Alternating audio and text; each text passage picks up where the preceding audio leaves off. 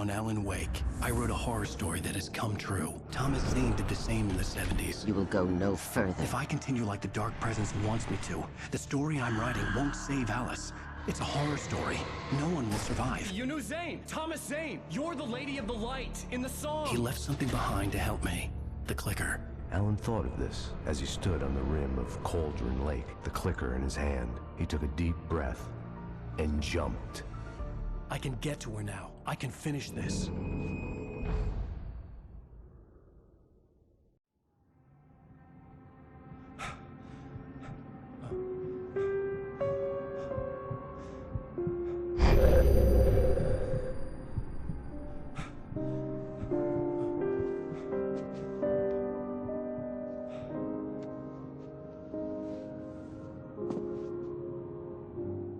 I had a hangover. My head was about to explode and the light hurt my eyes. I needed my sunglasses and painkillers to dull the pain. In one of my finer moments of self-deception, I swore to quit drinking.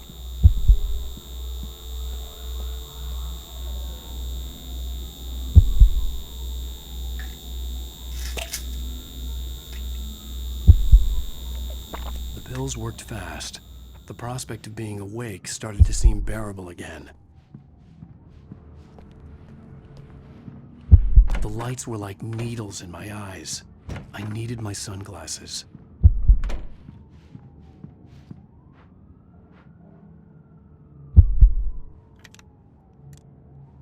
The sunglasses made the world look bearable. Now I could keep my eyes open without feeling like a vampire in the sun. There was a message waiting for me on the machine. You have one new message. Al! Are you still asleep? Wakey, wakey! You should have your show on your TiVo. If Alice wasn't too mad to record it. She called me earlier and really chewed me out. Yeah, we went a little overboard last night. But parties are a part of this business. Al, look, I'm saying this as your friend. She's not doing your career any favors by trying to...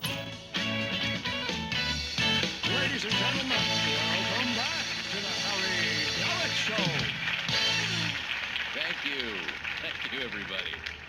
We have a great show tonight. I've been talking with the best-selling author Alan Wake about his new book, The Sudden Stop. Yeah, good read. Go buy it. No, it is a good read. Look, I'm gonna be honest here. Is that wise? No, but I'm gonna do it anyway.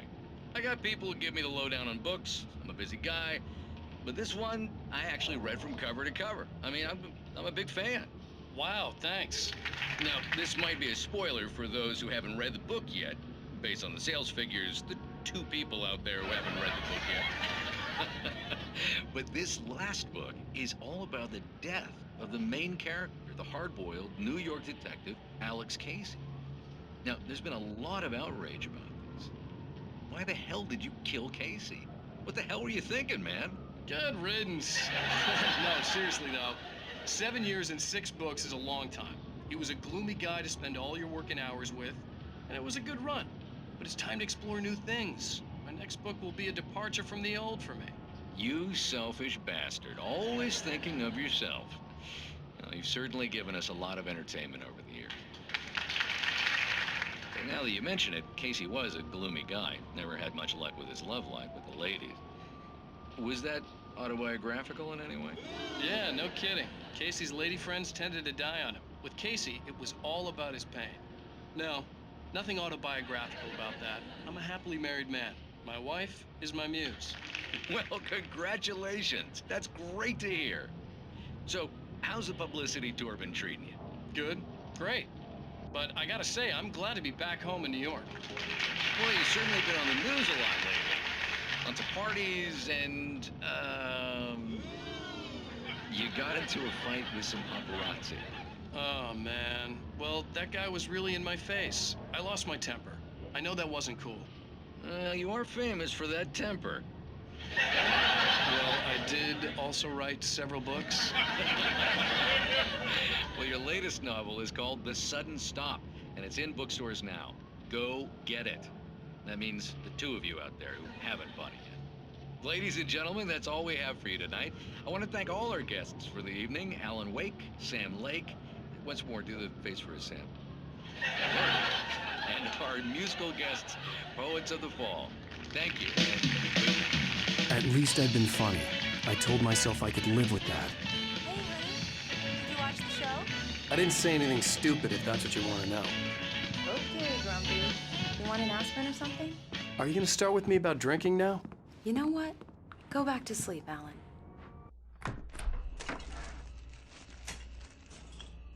What? Now you can't even talk to me? Well, this morning I was angry because you said you'd be home at midnight and you showed up at 7 a.m. and passed out in mid-sentence.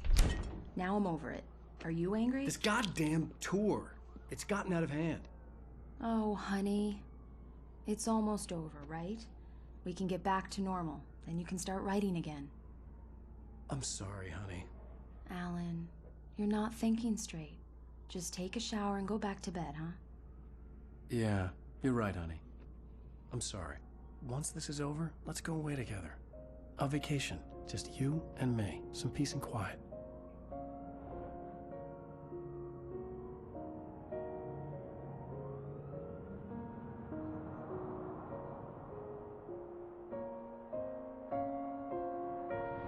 Somehow, the clicker was the key to the cabin. I had to return to Cauldron Lake to save Alice.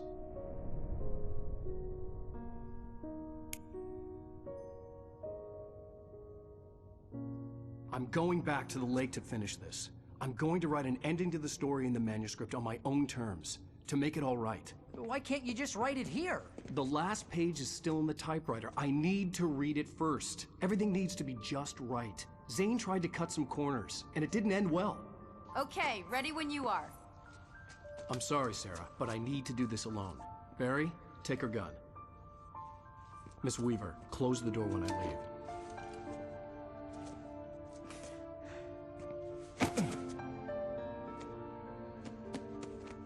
Good luck, Al. See you later.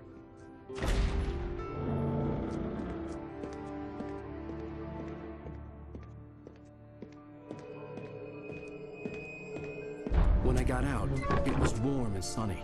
I'd flicked the switch of the clicker. Had it done this? I didn't stop to question it. I had to take advantage of the sunlight to get to the lake. On Zane's page, I'd stood on the rim of Cauldron Lake, about to use the clicker. That's where I was headed.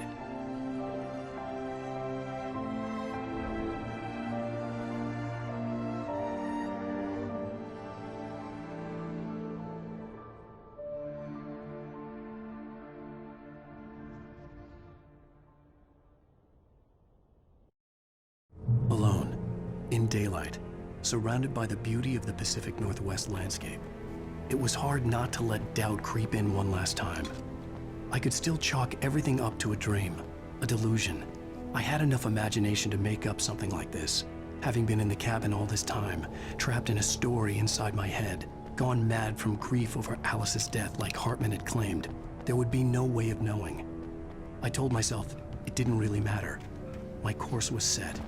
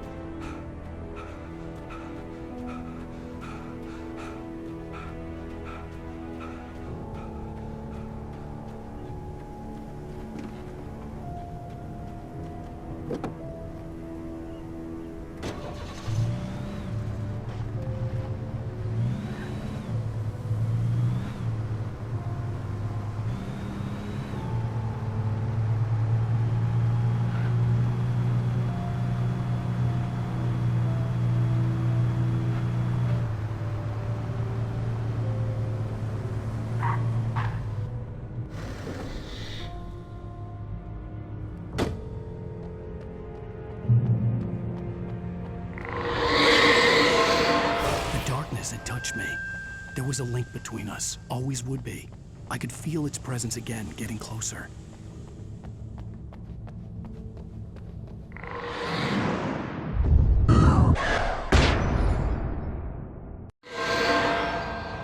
I will kill your wife.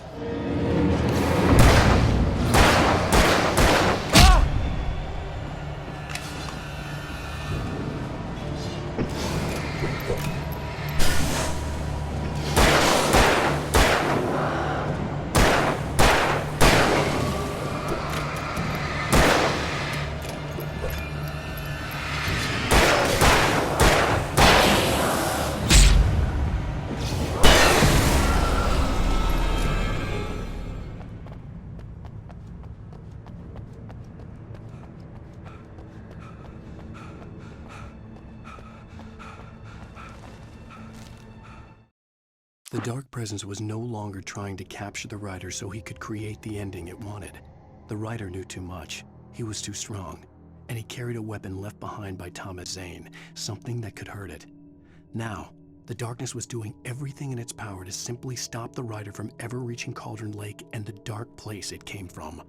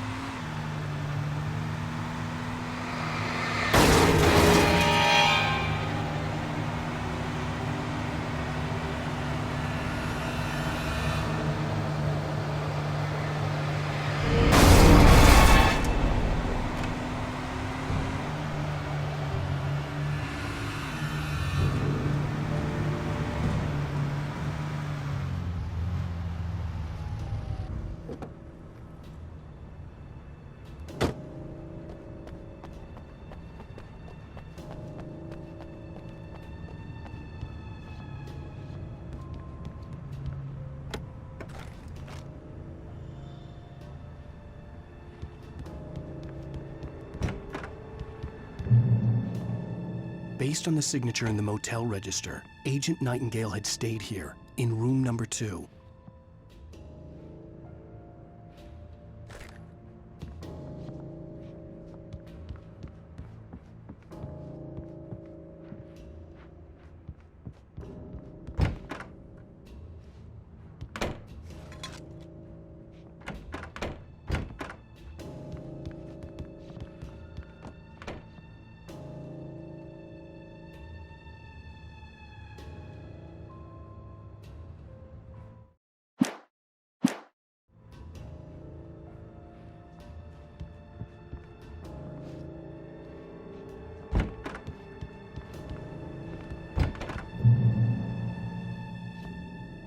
This had obviously been the room where Agent Nightingale had stayed when he hadn't been busy harassing me.